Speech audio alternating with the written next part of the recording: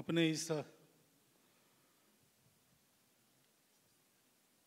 चिंतन सभा के समापन सत्र के प्रमुख अतिथि द्वय आदरणीय नुवाल जी और आदरणीय ओसवाल जी, राष्ट्रीय अध्यक्ष श्रीमान गजेंद्र सिंह जी, श्रीमान श्याम शर्मा जी, श्रीमान जाजू जी, श्रीमान चंद्रशेखर गुसे जी और भारत विकास परिषद के उपस्थित सभी कार्यकर्ता सदस्यगण,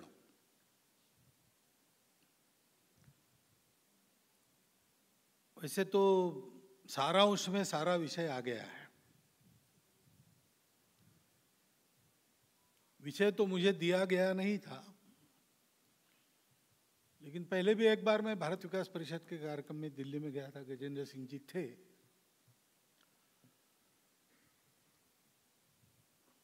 तो एक विषय रखा था, वही रखूं ऐसा मन में था। बाद में यहाँ आने के बाद मैंने हमारे पाठक जी से पूछा कि क्या यहाँ मैं क्या बोलूं, आपकी अपेक्षा क्या है, तो उन्होंने भी वही बताया और यहाँ भी कहा गया कि इसी विषय पर मैं बोलने वाला हूं, लेकिन वो विषय वस्तु पहले आ चुकी है, तो मैं उसका थोड़ा विस्तार करूंगा। हमारा काम क्या है, आगे हमें क्या करना है, क्योंकि बाहर से दिखने में भारत विकास परिषद ऐसे अन्य काम जो चलते हैं दुनिया में, देश में, उसके जैसे ही दिखती है।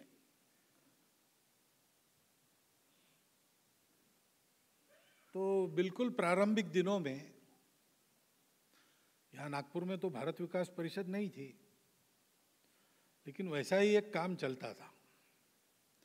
आपको ये तो पता है कि भारत विकास परिषद के नाम से कहीं कहीं काम शुरू हुआ, उसी उद्देश्य को लेकर उसी प्रकार के काम अन्यत्र भी स्वयंसेवकों ने ही शुरू किए, उसके नाम अलग अलग थे। बाद में ये सब मिलकर भारत विकास परिषद बना। तो उसकी भूमिका में कोई अंतर नहीं है, उसके गंतव्य में कोई अंतर नहीं है। समान सोचने वाले होने के कारण एक ही समय अनेक जगह ऐसी प्रेरणा हुई। यहाँ नागपुर में सन्मित्र सभा थी, विदर्भ में ही सन्मित्र सभा थी, तो कभी कोई स्वयंसेवक पूछता था कि ये नया क्या है भाई, सन्मित्र सभा क्या चीज है। हम संघ की शाखा चलाते हो, वहां भी दोस्ती ही करते, सन्मित्र ही होते हैं सब लोग। तो थोड़े में समझ में आए, इसलिए कोई कार्यकर्ता स्वयंसेवक को बताता था कि रे एक तरह से संघ वालों का रोटरी क्लब है, ऐसा बताते थे। क्योंकि बाहर से दिखेंगे तो समाज के संपन्न समृद्ध लोग, शिक्षित लोग इकट्ठा आके कुछ सेवा का काम करते हैं, परंतु इतना मात्र नहीं है, ये हम सब लोग जानते हैं। सेवा के धर्म पर व्याख्यान भी हुआ है अपने यहाँ। हमारे सेवा की प्रेरणा हमारे अहंकार की तृप्ति नहीं है, न ही कोई पुण्य पाने की आशा है।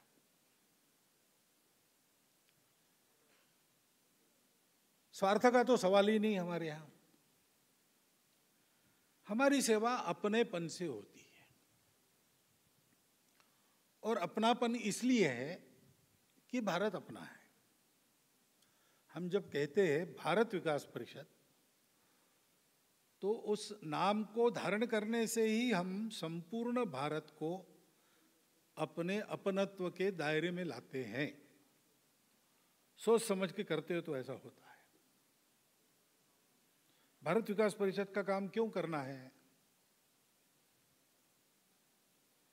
क्यों करना है, ये कोई सवाल है। येरवड़ा में गांधी जी जेल में थे, तो गांधी जी को जेल में से बहुत सारी छूट भी मिलती थी। एक तो उस समय के अपने देश के सबसे बड़े नेता भी थे और सत्यवचनी थे, तो उनसे कोई खतरा भी वैसे नहीं था, तो उनको घूम कर आने की छूट थी, तो पास वाली एक टेकड़ी पर वो घूमने के लिए चले जाते थे, पहाड़ी पर। तो एक बार गए और वापस आते समय उनको दिखा कि एक 9 साल की लड़की अपने 4 साल के भाई को उठा के ले आ रही है। और 4 साल का भाई अच्छा भारी भरकम था, तो कष्ट भी हो रहा था, हाफ भी रही थी। तो गांधी जी ने कहा, अरे उसको नीचे रखो, तुमको कष्ट हो रहा है, वो चल सकता है, छोटा थोड़ी है, 4 साल का है। तो उसने कहा नहीं, वो मानता नहीं। तो मानता नहीं तो क्या हुआ, उसको रखो, तुमको बोझ नहीं होता। तो लड़की गांधी जी को कहते, भाई का बोझ होता है क्या?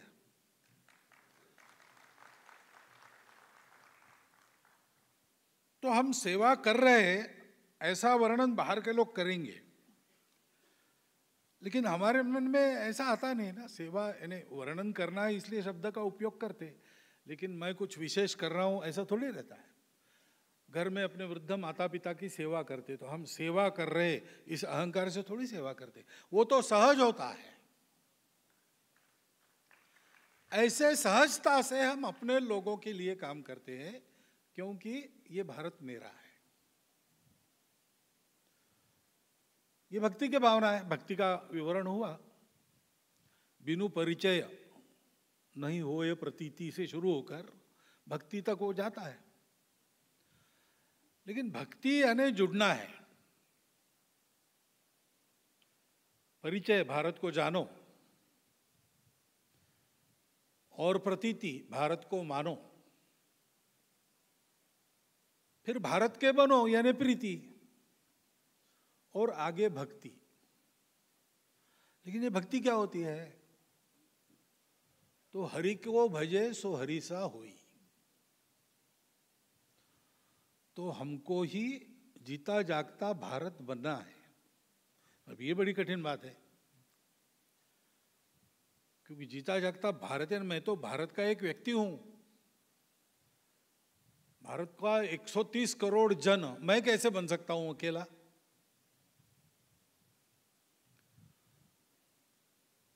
तो उसका मतलब यह होता है कि भारत के हर व्यक्ति में जो भारत की आत्मा काम करती है, वो हमको बनना है। तो भारत की उस आत्मा को समझना है। भारत को जानना यानी उसको जानना है। भारत को जानना यानी भारत के शरीर को तो जानना ही है। भारत का जल जंगल जमीन जानवर, ये भारत का शरीर है। हम संघ में एकात्मता स्तोत्र गाते हैं, उसका नाम भारत भक्ति स्तोत्र भी था। और जिसके कारण वो भारत भक्ति स्तोत्र था, वो सब आज भी उसमें है। तो हम भारत की नदियों का स्मरण करते हैं, पर्वतों का स्मरण करते हैं, भारत के भूगोल का स्मरण करते हैं, इतिहास के महापुरुषों का स्मरण करते हैं। यह सब बाहर से दिखने वाला भारत का शरीर है, लेकिन भारत का एक मन भी है, भारत की एक बुद्धि भी है, और भारत की एक आत्मा है। वो आत्मस्वरूप भारत का क्या है? तो वो है सत्य। सत्य को जानना। भारत बना ही सत्य के साक्षात्कार से है। दुनिया के सारे समाज, सारे देश सुख की खोज में दौड़ते थे, हम भी दौड़ते थे, क्योंकि सुख तो सबको चाहिए। ये सृष्टि का स्वभाव है कि वो अनुकूलता जहां है वहां जाती है, प्रतिकूलता जहां है वहां से दूर भागती है। सुख अनुकूलता है, उसके तरफ सब दौड़ते हैं। दुख प्रतिकूलता है, उससे सब दूर होते हैं। यह मनुष्य का स्वभाव है। ये केवल पश्चिम का स्वभाव नहीं, ये हमारा भी स्वभाव है, क्योंकि हम चैतन्यधारी है, तो यही होता है। लेकिन बाकी दुनिया ने बाहर खूब खोजा, और बाहर से जितना सुख मिलता है सब ले लिया, हमने भी पा लिया। तो इसे कथा है छांदोग्य उपनिषद में कि 2 प्रवृत्तियां मनुष्य की, एक मनुष्य है, वो सबको जानना चाहता है, सबकी पहचान रखता है, अपना भला होने के बाद सबका भला कर सकते तो भला करता है, अपना भला करने के लिए दूसरों का बुरा नहीं करता। तो ऐसे प्रवृत्ति को कहते हैं देव प्रवृत्ति।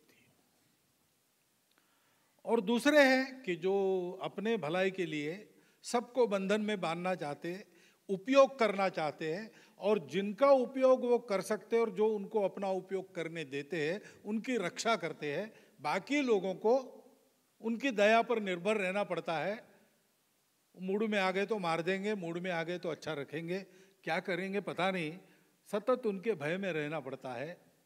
इसलिए जो हमको मानेंगे उनकी रक्षा करने वाले हम, तो वो राक्षस हो गए। तो दोनों प्रकार की प्रवृत्तियों के मनुष्य थे, और राक्षसों के प्रमुख विरोचन थे, देवों के प्रमुख इंद्र थे।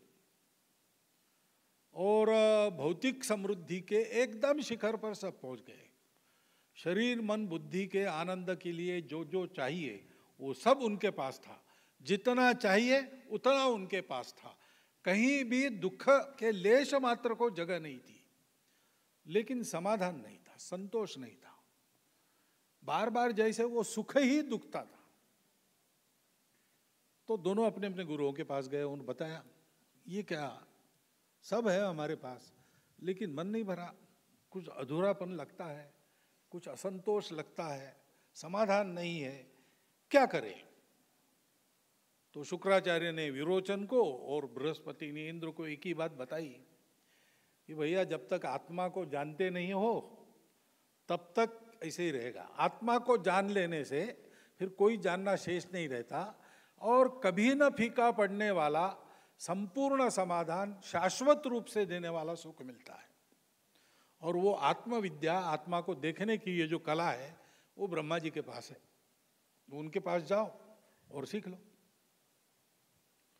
तो वल्कल परिधान करके हाथ में समिधा लेके पहुंचे। ब्रह्मा जी ध्यानस्थ बैठे थे, वहां गए, नम्रता पूर्वक साष्टांग नमस्कार किया, उनके लिए लाई समिधा पर्णकुटी के, उनके कुटी के एक कोने में रख दी, और उनके जगने की, ध्यान से बाहर आने की राह देखते बैठ गए। थोड़ी देर में ब्रह्मा जी ने आंखें खोली, देखते कि दोनों बैठे हैं, वल्कल पहने हैं, समिधाएं लाई दिखती है कोने में रखी हुई। तो उन्होंने कहा कि तुम शिष्य भाव से आए हो तो कुछ सीखना चाहते हो, बताओ क्या सीखना है। तो उन्होंने कहा कि हमको बताया गया कि आत्मा को देखने की कला आपके पास है, और आत्मा अमर शाश्वत है, और ऐसा ही कभी न फीका पड़ने वाला शाश्वत सुख देता है। तो उस आत्मा को कैसे देखना हमको बताइए। तो ब्रह्मा जी ने कहा कि तुम वैसे कैसे देखते हो। तो बोले हम आंखों से देखते हैं। तो बोले आंखों से नहीं देखते हो तुम, आंख ये यंत्र है, केवल प्रकृति ने बनाया होगा, देखने वाला कोई और है जो आंखों में बैठकर देखता है, तो तुम उसको देख लो, वही आत्मा है। तो दोनों खड़े हो गए एक दूसरे के सामने और एक दूसरे की आंखों में देखने लगे, देखने वाला कौन बैठा है। अब ऐसा देखते हैं तो अपना प्रतिबिंब ही दिखता है। तो वो दिखा, और दोनों ने ऐसा जाना कि भाई ब्रह्मा जी कह रहे कि ये जो हम दिख रहे हैं, हमारा रूप, शरीर मन बुद्धि, यही है, सब कुछ यही है, यही आत्मा है। इसको जितना सजाओगे बढ़ाओगे वैसा तुम्हारा सुख सजेगा बढ़ेगा। इस आनंद में दोनों वापस चले ब्रह्मा जी को नमस्कार करके। और वैतरणी पार करते समय विरोचन चप्पू चला रहा था, इंद्र उस जल की शोभा देख रहा था। तो इंद्र के ध्यान में आया कि ये जो पानी में मेरा आत्मा दिख रहा है प्रतिबिंब के रूप में, वो तो चप्पू चलाने से नष्ट हो रहा है। तो अमर शाश्वत आत्मा अगर ये है तो ये नष्ट कैसे हुआ, इसका मतलब कुछ गड़बड़ है। विरोचन को कहा भैया वापस चलो, ये तो नष्ट हो रहा है, ये आत्मा नहीं है। ब्रह्मा जी ने कुछ पहेली बुझाई हमसे और हम फेल हो गए। विरोचन ने कहा नहीं नहीं ऐसा कुछ नहीं, हम सब जानते हैं, बुद्धिमान है, अपने अपने समाज के नेता है, और वो सर्वोच्च समाज है हमारे दोनों समाज दुनिया में। तो हम कोई पहेली बुझाने वाले छोटे बालक है क्या? हमको जो बताया वो ठीक है। आसमां पे है खुदा और जमी पे हम, ऐसा कहते हैं, जैसे हम ही सब कुछ है। तो विरोचन वापस नहीं गया और इंद्र वापस गया। तो ब्रह्मा जी ने ऐसी अनेक पहेलियां उससे बुझाई और फिर उसको आत्मा का लाभ हुआ। तात्पर्य यह है कि दुनिया रुक गई बाहर देखते देखते, बाहर से जितना मिला उसी को उसने माना और उसके आगे कुछ नहीं ऐसा माना। हम नहीं रुके। हमारे ऋषि मुनियों ने बाहर पूर्णता नहीं मिली तो अंदर खोजना प्रारंभ किया और फिर एक दिन वो सारी समस्या की जड़ में पहुंच गए। उनको अंतिम शाश्वत सत्य प्राप्त हुआ। उससे उन्होंने जाना कि दिखता जो कुछ है, सर्व यद भूतम यच्च भव्यम, इसी से सब बना है, इसी से सब बनने वाला है, इसी से सब बनता है। यही प्रकट होता है दुनिया की विविधता में। विश्वरूप परमेश्वर है और वही हम सब में ओतप्रोत है। बाकी दिखने वाला तो एक स्तर तक रहने वाला भास है। उस स्तर के आगे जाते हैं तो वो ये दुनिया हमारे मरने पर नहीं रहती लेकिन हम रहते हैं। ये शरीर नहीं रहता लेकिन हम रहते हैं। अपने परंपरा में तो ये बात है ही। विज्ञान भी आजकल खोज कर रहा है कि कभी कभी कुछ लोग एक्सीडेंट वगैरह में एकदम कोमा में चले जाते और कुछ मिनट के लिए मर जाते हैं। कभी कभी डॉक्टर डिक्लेयर भी कर देते हैं और बाद में वो होश में आ जाते हैं। तो ऐसे 1000 लोगों का अमेरिका के तरह तरह की जिनकी आर्थिक पृष्ठभूमि थी, काले भी थे, गोरे भी थे, पीले भी थे, ऐसे सबका 1000 केसेस का सर्वे किया। नियर डेथ एक्सपीरियंस ऐसा जिसको कहते हैं। वो सब अलग अलग लोग थे, अलग अलग मूल के थे, अलग अलग पृष्ठभूमि के थे, अलग अलग शिक्षित थे, लेकिन सबका अनुभव एक सा था। तो डॉक्टरों ने मर गए ऐसा डिक्लेयर करने के बाद भी कुछ है जिसका अनुभव वो करता है, वो उसके स्मरण में रहता है। होश में आने के बाद वो बताता है ऐसे ऐसे हुआ, ऐसे ऐसे मैं खींचा गया, ऐसे ऐसे पहुंचा, वहां किसी ने कहा, पता नहीं किसने कहा कि ये गलत है, इसको वापस भेजो, और मैं वापस आ गया। ऐसा है वो पुस्तक, लाइफ आफ्टर डेथ, ये उसका नाम है। तो ये केवल अपने परंपरा की बात नहीं, आज का विज्ञान अब वहां लड़खड़ा रहा है, उसको अंदर जाने का रास्ता नहीं मिल रहा है। तो हम लोग इसके परे गए और हमने ये जाना कि ये सारी दिखने वाली दुनिया ये एक स्तर तक है, उसके आगे सत्य है, और वो सत्य ये है कि ये सारी विविधता एक की ही है। और इसलिए हम अलग अलग मानते लेकिन अलग होते नहीं, हम हैं एक ही। अब अपने नित्य व्यवहार में इसका सबूत है।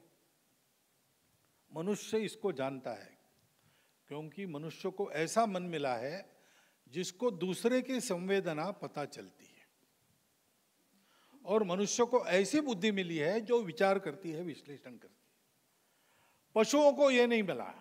उनका मन भी संवेदनशील होता है लेकिन एक दायरा होता है, उसमें जितने हैं उन्हीं की संवेदना वो प्राप्त करते हैं, और की नहीं करते, और उनकी भी संवेदना कुछ समय तक प्राप्त करते हैं।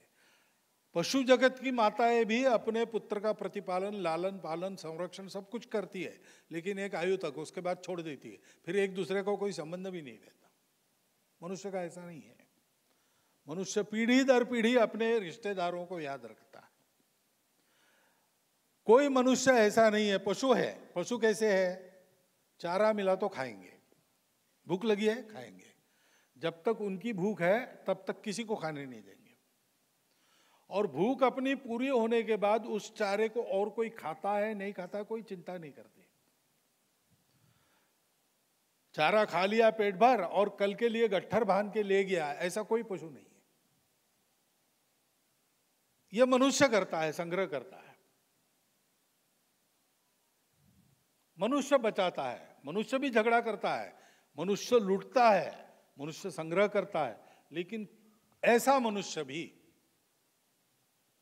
उसको अगर भोजन करते समय सामने कोई भूखा पड़ा तो भोजन का कौर उसके गले के अंदर जाता नहीं है।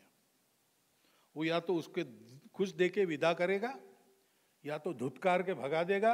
ये दोनों नहीं हो सकता तो उसके ओर पीट करके खाएगा, लेकिन उसको सामने देखता हुआ वो नहीं खा सकता। ये हम सबका व्यावहारिक अनुभव है।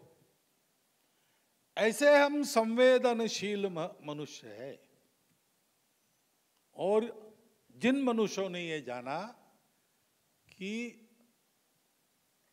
हम सारे जगत में हम ही व्याप्त है।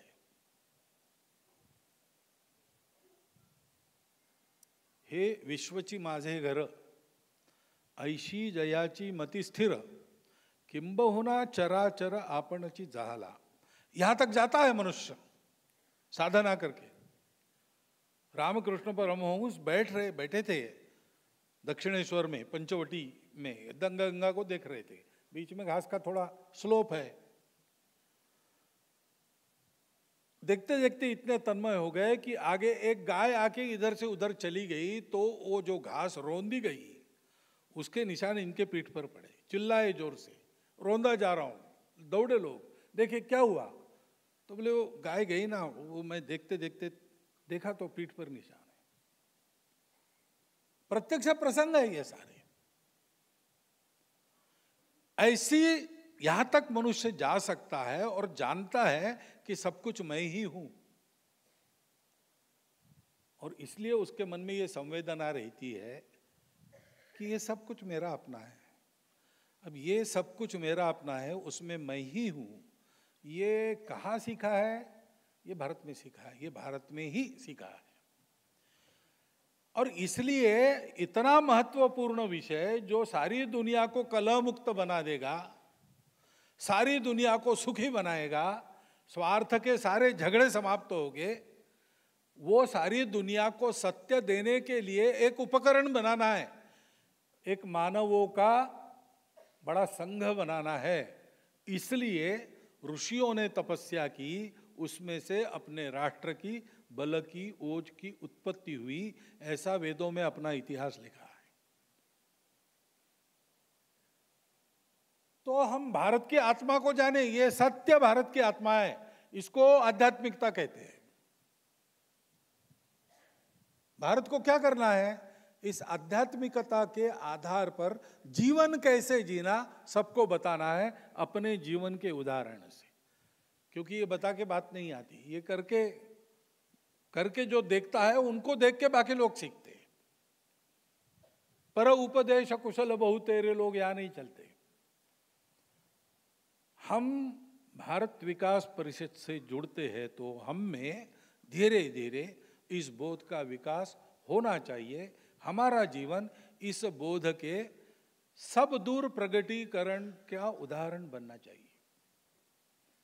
हमारे व्यक्तिगत जीवन का आचरण, हमारा कौटुंबिक जीवन, हमारा सामाजिक जीवन, हमारा आजीविका का जीवन इस अपनत्व के सत्य से, आत्मीयता के सत्य से ओतप्रोत होना चाहिए।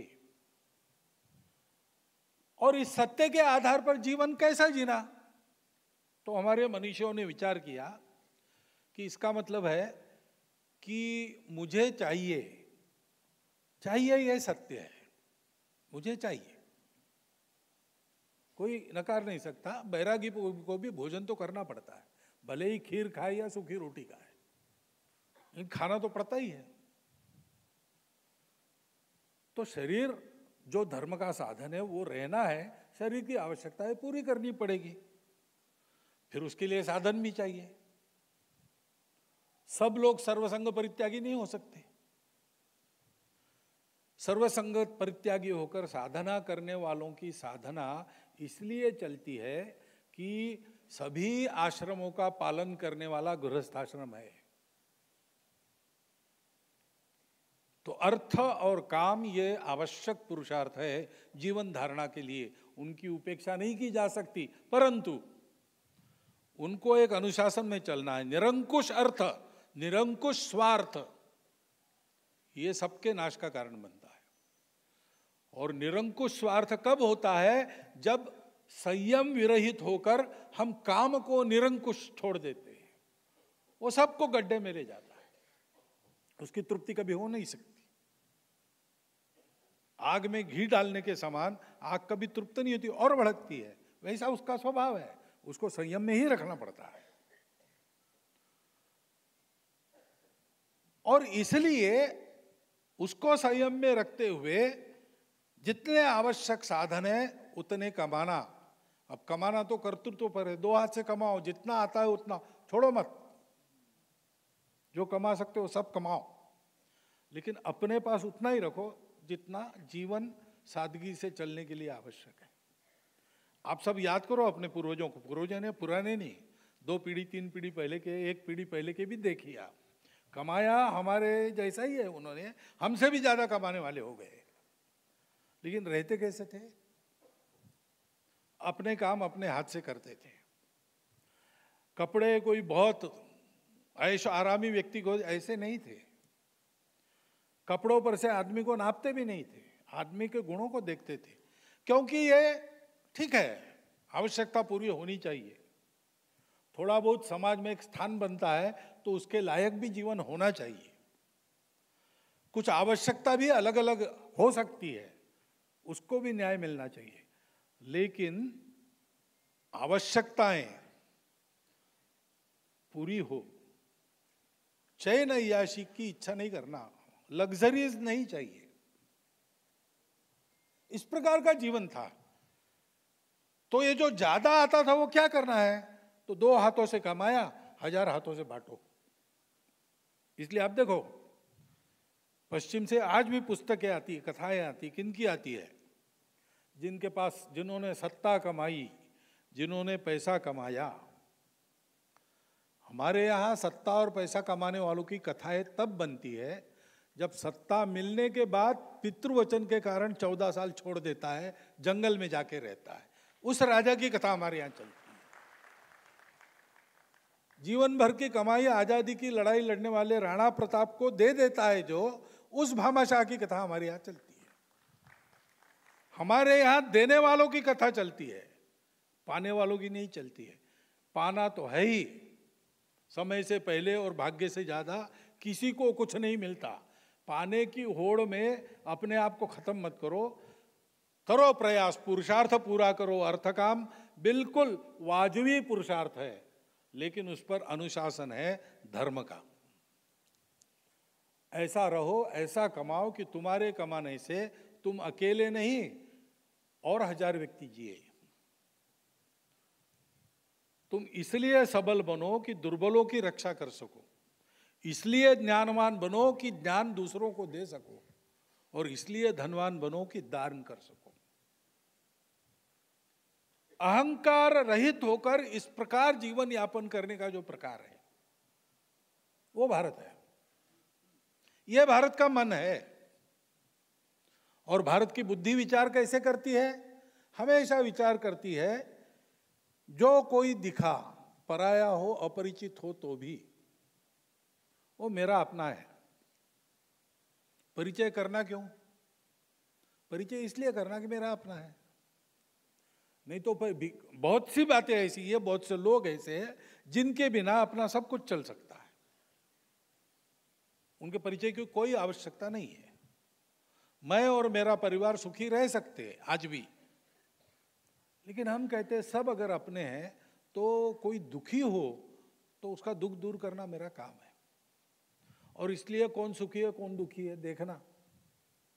अपने आप पुराने जमाने में ऐसी पद्धति थी, घर में भोजन बनने के बाद पशुओं को देते थे, कुत्ते को देते थे, कौवे को देते थे, कीड़े मकोड़ों को देते थे, गोग्रास गाय को देकर फिर गांव में घूमकर आते थे, देखते थे कोई भूखा तो नहीं, और अगर कोई भूखा है उसके भोजन का प्रबंध नहीं, पहले उसको घर में लाके उसको खिलाते थे, बाद में गृहस्थों को अन्न ग्रहण की अनुमति थी। इसका पालन होता था हर गांव में, और बहुत पुरानी बात नहीं है, 50-100 साल पहले की बात है। और आज भी कहीं कहीं शहरों में भी लोग मिलते हैं जो 11 बजे के आसपास बाहर निकलते, रेलवे स्टेशन पर जाते, एसटी स्टैंड पर जाते, अस्पताल में जाते हैं। कोई वहां है क्या जिसकी व्यवस्था नहीं है, उसको खिलाते हैं, बाद में खाना खाते हैं। मुझे तो 5-6 व्यक्ति ऐसे मालूम है। और दक्षिण भारत में, पश्चिम भारत में, पूर्व भारत में, उत्तर भारत में ऐसे लोग हैं। उसकी बुद्धि ऐसा विचार करती है कि मेरे पास है तो इसका दुनिया को क्या उपयोग हो सकता है। और इसलिए आप देखिए आज भी सारे अंतर्राष्ट्रीय जगत में निस्वार्थ बुद्धि से लोगों को मदद करने वाला कौन है? अकेला भारत है। बाकी सबकी मदद के पीछे कुछ ना कुछ होता है। श्रीलंका में व्यापार जब चलता था तब चीन भी गया, अमेरिका भी गई, पाकिस्तान भी गया। अब श्रीलंका संकट में है तो कौन दे रहा है? भारत दे रहा है। मालदीव में पानी खत्म हो गया, किसने भेजा? भारत ने भेजा। लीबिया का युद्ध चल रहा था और जगह लोगों को सुरक्षित लाना है, अपने लोग फंसे हैं, हमारी सेना गई, केवल अपने लोगों को नहीं लाया, सबको लाया। अभी अभी यूक्रेन में भी ऐसे ही किया, सब देशों को लोगों को वहां से निकाला। जरूर नहीं थी, हमने किया। क्यों? क्योंकि ये हमारी बुद्धि है। हम दुनिया को देखते हैं, इस भाव से देखते हैं और विचार करते हैं कि अगर ये अपने हैं तो इनको अच्छा कैसे बनाएंगे, मेरी शक्ति लगाकर इनका भला कैसे करेंगे। ये सज्जनों की बुद्धि भारत की बुद्धि है। सज्जनों का मन भारत का मन है, क्योंकि वो आध्यात्मिक है। इसको जानना और इसके आधार पर व्यवहार को अपने व्यक्तिगत, सामाजिक, पारिवारिक जीवन में उतारते रहना। भारत विकास परिषद में जुड़ने के बाद भारत शब्द का यही अर्थ है, और इसीलिए दूसरा शब्द भी उसी बात से संबंधित है। विकास कहने पर विकास की संकल्पना क्या है भाई? तो विकास की संकल्पना केवल भौतिक विकास की नहीं है। भौतिक विकास जो होता है, हमको भौतिक सुख मिलता है, संपत्ति मिलती है, भौतिक सुविधाएं मिलती है, ये उनको नकारा नहीं है हमने। हम निराशावादी नहीं है, हम केवल विरक्ति वाले लोग नहीं हैं। हम कहते हैं अविद्या मृत्युम तीर्थवा विद्या अमृतम अश्नुते। लेकिन विकास की हमारी कल्पना क्या है? सर्वांगीण विकास होना चाहिए। केवल शरीर का सुख, केवल उपभोग, survival of the fittest, struggle for existence, दौड़ो दौड़ो दौड़ो दौड़ो, विनाश का भूत पीछे लगा है। Everyone for himself, they will take the hindmost. ये जीवन नहीं है। वहां ऐसा है क्योंकि एकमात्र प्रश्न मनुष्य के सामने क्या है? जन्म लेने के बाद सर्वाइवल। सबसे अशक्त प्राणी है मनुष्य, कुछ कर नहीं सकता। ये बुद्धि नहीं होती ना तो मनुष्य क्या कर सकता था? अगर आपके कुर्सी में एक खटमल है तो आपको बैठने नहीं देगा ठीक से। बाकी सब पशुओं को सुरक्षा के साधन है, वो अपनी अपनी सुरक्षा कर लेते हैं, मनुष्य नहीं कर सकता। और इसलिए मनुष्य को डर, मरे नहीं, जिंदा रहे। और जिंदा कैसे रहे? जिंदा रहने के साधन मर्यादित है और हमारी इच्छाएं अपरिमित है, शाश्वत है, कभी तृप्त नहीं होते हम। सारा अर्थशास्त्र इस पर आधारित है। Means are limited, ends are endless, पश्चिम का अर्थशास्त्र। और इसलिए दौड़ो दौड़ो दौड़ो, एक दिन मरना ही है। मरने के पहले जितना कर सकते हो कर लो, जितना भोग सकते हो भोग लो, अपने आप को भोग के लायक रखो ज्यादा से ज्यादा दिन, और ज्यादा से ज्यादा भोग करो। मरते समय रो, ये सब यहां छोड़ के जाना पड़ रहा है। हमारे यहाँ ऐसा नहीं है, हमने इन बातों की मर्यादा को समझा है। और हम इसलिए कहते हैं कि विकास यानी मनुष्य के शरीर, मन, बुद्धि और आत्मा का विकास, चारों का विकास, ये विकास है। तो भूखा नहीं रहना है, खाने को चाहिए, कम से कम 2 बार शरीर का धारण पोषण कर सके, उसको सबल तेजस्वी रख सके, इतना और ऐसा अन्न प्रत्येक को मिलना चाहिए। और उसके लिए प्रयास करना और उसको पाना, ये प्रत्येक का अधिकार है।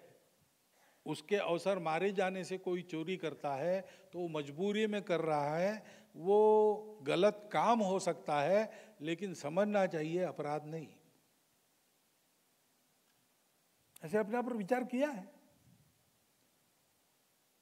और इसलिए ये मिलना चाहिए, परंतु साथ मन प्रसन्न रहना चाहिए। मिलना चाहिए तो कैसे मिलना चाहिए? मनुष्य की सम्मान, मनुष्य की प्रतिष्ठा, मनुष्य की आत्मीयता, उसकी एक भूख है प्रत्येक में, वो तृप्त होना चाहिए। और बुद्धि को, विचार को उचित दिशा मिलनी चाहिए। गलत अन्न खाओगे तो गलत मार्ग पर जाओगे।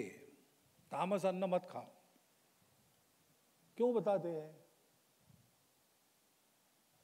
बहुत ज्यादा हिंसा करके अन्न मत खाओ, यानी मांसाहारी लोग होते हैं, नहीं होते ऐसा नहीं, लेकिन उसमें भी भारत में देखो, पश्चिम में भी मांसाहारी है, बाकी सब देशों में है। तो मांस है तो खाएंगे, तो रोज खाते हैं। हम रोटी के साथ सब्जी वगैरह खाते हैं, वहां ये मांस मच्छी के साथ रोटी खाते हैं। लेकिन हमारे यहाँ जो मांसाहारी लोग हैं वो पूरे श्रावण मास में नहीं खाते। मंगल को, सोम को, गुरु को नहीं खाना, गुरुवार को, शनिवार को नहीं खाना। वो ये अपने आप को नियमों में बांधते हैं और फिर मांस खाते हैं।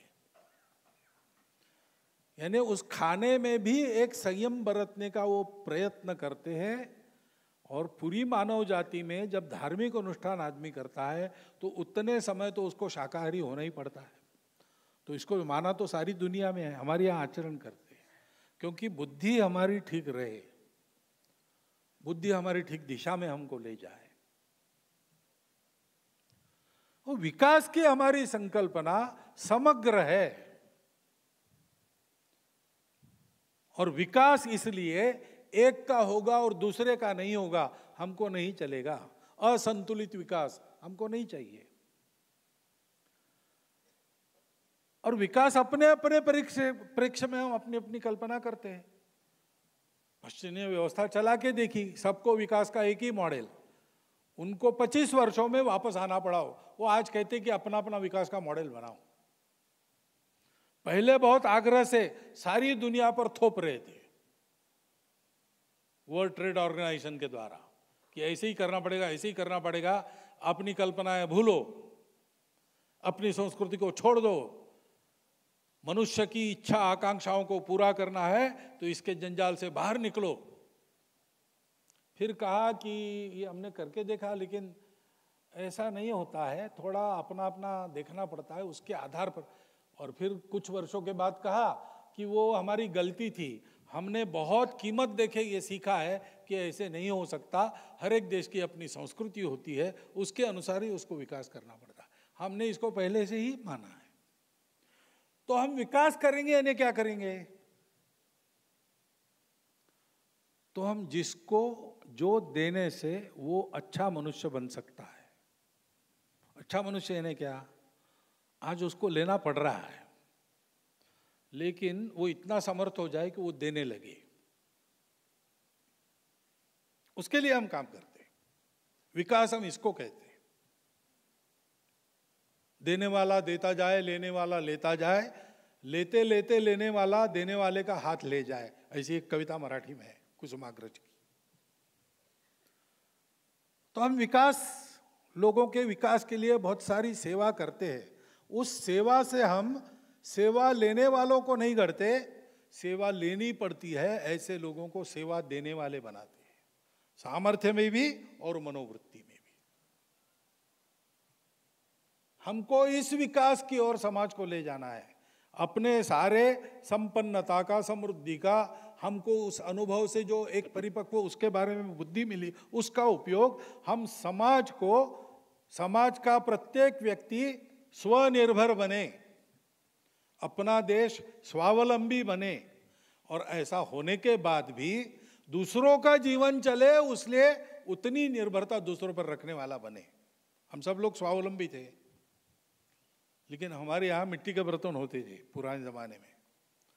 तो संक्रांति के बाद भोगी के दिन सारे गांव के लोग अपने घर के पुराने बर्तन लेके गांव के बाहर जाके मंदिर दर्शन करके एक जगह उनको तोड़ आते थे, और वापस आते समय कुम्हारों की बस्ती से आते आते नए बर्तन खरीद कर ले जाते थे। एक साल में एक बार उनका रोजगार सुनिश्चित करके आते थे। ये कोई दूसरे बर्तन नहीं थे या धातु के बर्तन नहीं ले सकते थे, ऐसा नहीं था। हमको ऐसा इसलिए रहना है कि उनकी भी आजीविका चले, उनको भी काम मिले। केवल आजीविका नहीं है, समाज में उनका एक स्थान है। इस प्रकार समग्र एकात्म विचार करके एक विकास की अवधारणा हमारी बनती है, उसके आधार पर धीरे धीरे अपने देश की काया को पलटना। विकास शब्द का ये अर्थ होता है हम जो सेवा कर रहे हैं वहां से लेकर तो आगे चल के हम इस प्रकार योगदान करेंगे, क्योंकि हम हैं वैसे समर्थ लोग हैं, हमको ये करना ही है और हम कर भी रहे हैं, लेकिन वो करने में हमारी ये दृष्टि रहनी चाहिए। और ऐसे लोगों की हम परिषद है। अब ये शब्द कैसा कितना उचित है मुझे पता नहीं, लेकिन है अपना अपना है, हमने अपनाया है, उसको वैसे ही रखना है, लेकिन उसके पीछे का भाव समझना है। ये हमारी परिषद यानी हम एकत्रित आने का काम समय समय पर करते हैं, और हमारी सारी रचना में प्रत्येक चैप्टर को पर्याप्त स्वतंत्रता हमने दी है। सेंट्रलाइज्ड कमांड हमारी नहीं होगी, पता नहीं क्या है रचना, ऐसा ही है ना, अपने अपने तय करते हैं सब लोग। लेकिन ऐसा होने के बाद भी हम सब लोगों के मन में भारत विकास परिषद के बारे में अंगांगी भाव रहता है। इससे तो मेरा हाथ स्वतंत्र है, मेरी आंखें स्वतंत्र है, मेरी बात मुख स्वतंत्र है, मैं आपसे बोल रहा हूँ, देख कुछ और सकता हूँ बोलते बोलते, और इधर हाथ से कुछ मोबाइल वगैरह बज रहा है तो उसको ऑफ भी कर सकता हूँ, नहीं है मेरे जेब में मोबाइल। तो एक समय ऐसे काम करने वाले मल्टीटास्कर्स बहुत है, तो अंग हर एक स्वतंत्र है शरीर का, लेकिन वो शरीर का अंग है, दिखता अलग अलग है, करता अलग अलग है, एक समय अलग अलग काम करता है, लेकिन वो एक ही शरीर का, और वो शरीर है तब तक वो है। और अगर एक अंग बंद पड़ जाएगा तो शरीर उतना पंगु हो जाएगा। भारत विकास परिषद और भारत विकास परिषद के प्रत्येक सदस्य दंपति का भारत विकास परिषद से अंगांगी भाव का संबंध है, और इसलिए स्वाभाविक पूरे शरीर की आवश्यकता को जानकर प्रत्येक अंग काम करता है, और पूरा शरीर प्रत्येक अंग की चिंता करता है। मेरे पूरे शरीर की आवश्यकता क्या है वो जानकर मेरा हृदय कभी धड़कन बढ़ाता है, कभी धड़कन कम करता है,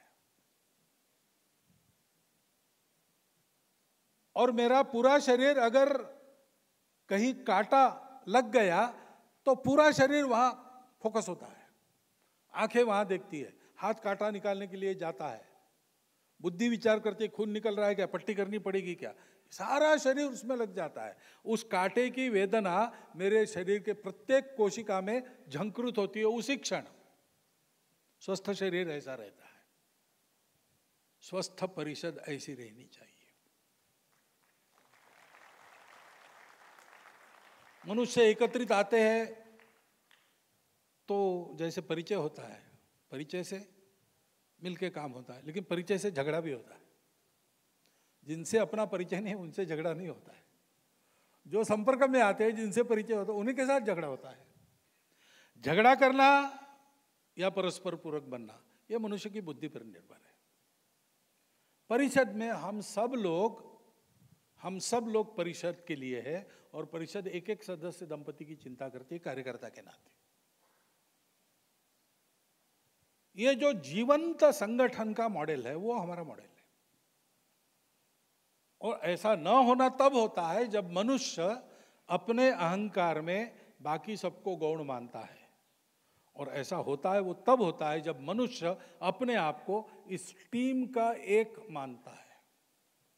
मैं भी हूं, नहीं मैं कुछ भी नहीं, ऐसा नहीं कहता हूं, वो है मैं ही हूं, ऐसा भी नहीं कहता। इन सब में मैं भी एक हूं। चर्चा होगी, मेरा भी मत होगा, निर्णय होगा, जो निर्णय होगा वही मेरा मत होगा। मतभेद को लेकर मनभेद नहीं। अगर मतभेद पाटा नहीं जा सकता तो प्रयोग करने की अनुमति है, क्योंकि यह प्रामाणिकता है कि मेरा प्रयोग अगर फेल हो गया तो मैं अपने आप को सुधार लूंगा, और उनका प्रयोग फेल हो गया तो वो अपने आप को सुधार लेंगे, ये विश्वास है। इस प्रामाणिकता, पारस्परिकता, विश्वास और आगे जाने की किसी को चाह नहीं है। जब कोई श्रेय मिलता है तो हम पूरे टीम को आगे करते हैं, और जब कोई जोखिम उठानी है तब हम पहले कूदते हैं। इस प्रकार की प्रवृत्ति लेकर प्रत्येक वहां रहता है।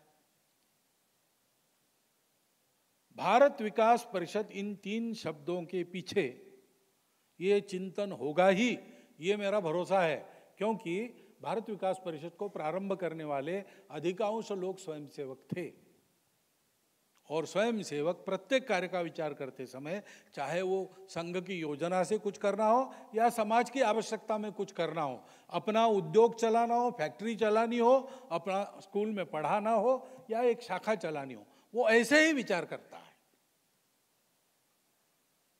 और इसलिए हम लोगों को इस दिशा में अपने आप को